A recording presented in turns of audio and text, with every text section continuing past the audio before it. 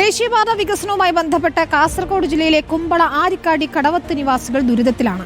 നിരവധി മത്സ്യത്തൊഴിലാളികൾ താമസിക്കുന്ന പ്രദേശത്ത് നിന്ന് ആളുകൾക്ക് പെട്ടെന്ന് ആശുപത്രികളിലേക്കോ മറ്റോ പോകണമെങ്കിൽ കിലോമീറ്ററുകൾ ചുറ്റി സഞ്ചരിക്കേണ്ട അവസ്ഥയാണ്.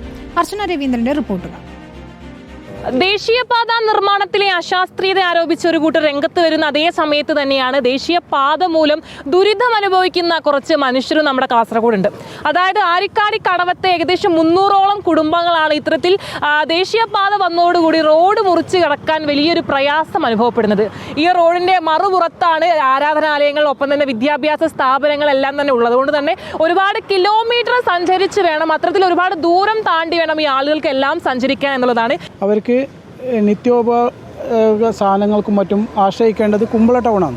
ആ ടൗണിലേക്കൊന്ന് എത്തിപ്പെടണമെങ്കിൽ ഹൈവേ റോഡ് ക്രോസ് ചെയ്ത് പോകേണ്ട ഒരു സാഹചര്യമാണ്. കഴിഞ്ഞ മാസം ഒരാഴ്ചയിൽ തന്നെ 2-3 ആക്സിഡൻറ്റുകൾ ഇവിടെ സംഭവിച്ചിട്ടുണ്ട്. മേൽപ്പാലം അനുവദിച്ചിട്ടുണ്ട്. അതിൻ്റെ വർക്ക് ഓർഡർ ULCC ഈ ഏരിയ തലപ്പാടി ചെങ്കള റീച്ച് ചെയ്യുന്ന ഈ ULCCക്ക് അവർക്ക് അനുമതി കൊടുത്തിട്ടില്ല എന്നാണ് ഇപ്പോൾ അറിയിക്കുന്നുള്ളത്. അപ്പോൾ നാട്ടുകാരുടെ ഒരു ആവശ്യം എന്ന് പറയുന്നത് ആ സർവീസ് റോഡ് കുമ്പള ബ്രിഡ്ജിലോട്ട് കണക്ട് ചെയ്തുകൊണ്ട് ആ ബസ് റൂട്ട് പുനഃസ്ഥാപിക്കണം എന്നുള്ളതാണ്. ഇതിനുള്ള ഇവിടുത്തെ വഴികൾ അടിച്ചുകൂട്ടി ജനപ്രതിനിധികൾ രാഷ്ട്രീയക്കാരും കൂടിയിട്ടുള്ള ഗൂഢാലോചന കൊണ്ടാണ് അങ്ങോട്ട് അതിൻ്റെ ഹൈവേ മാറ്റിയെന്നുള്ളതാണ് ഇവിടെ നാട്ടുകാർ പറയുന്നത്.